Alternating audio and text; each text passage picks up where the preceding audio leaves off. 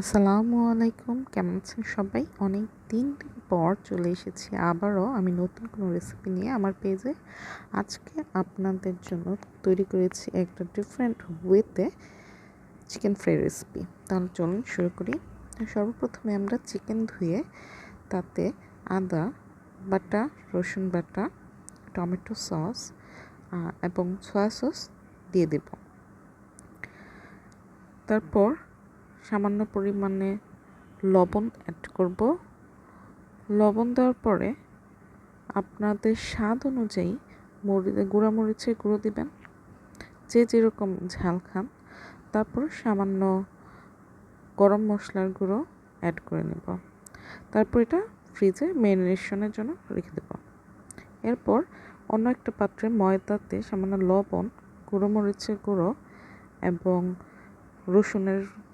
শুকনো রসুনের গুঁড়ো আর একটা টেস্টিং সল্টের দিয়ে ভালোভাবে মেখে নিব শুকনো করে। এখনই হচ্ছে নতুন ট্রিক্স, যেটা হচ্ছে অল্প অল্প করে পানি দিবেন, একবারে পানি দেওয়া যাবে না। এটা অল্প করে পানি দিয়ে আমরা এবার ভালোভাবে মাখাতে হবে, মাখিয়ে মাখিয়ে এরকম জোড়া জোড়া করে নিতে হবে।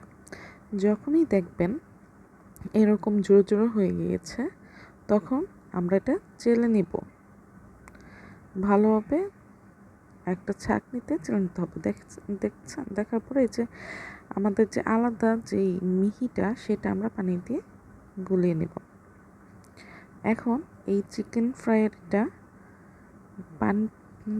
প্রথমে ব্যাটারে চুবিয়ে তারপর ওই শুকনো যেই গুঁড়া গুঁড়া এগুলো রয়েছে চিকেন ফ্রাইয়ের সেটাতে ভালো করে কোটিং করে আমরা ডিপ তেলে দিয়ে দেব।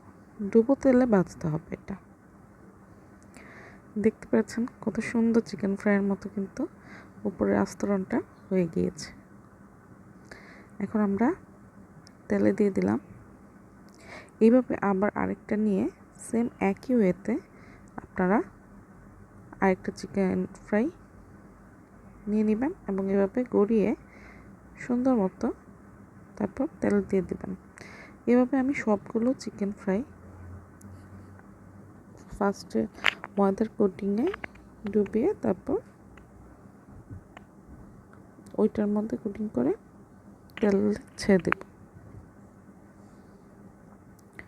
সুন্দর গোল্ডেন কালার যখন হয়ে আসবে, তখন আমরা চিকেন ফ্রাইগুলো একটা টিস্যু পেপারে, প্লেটের উপর টিস্যু পেপার বিছিয়ে তারপর এটার মধ্যে নিয়ে নেব।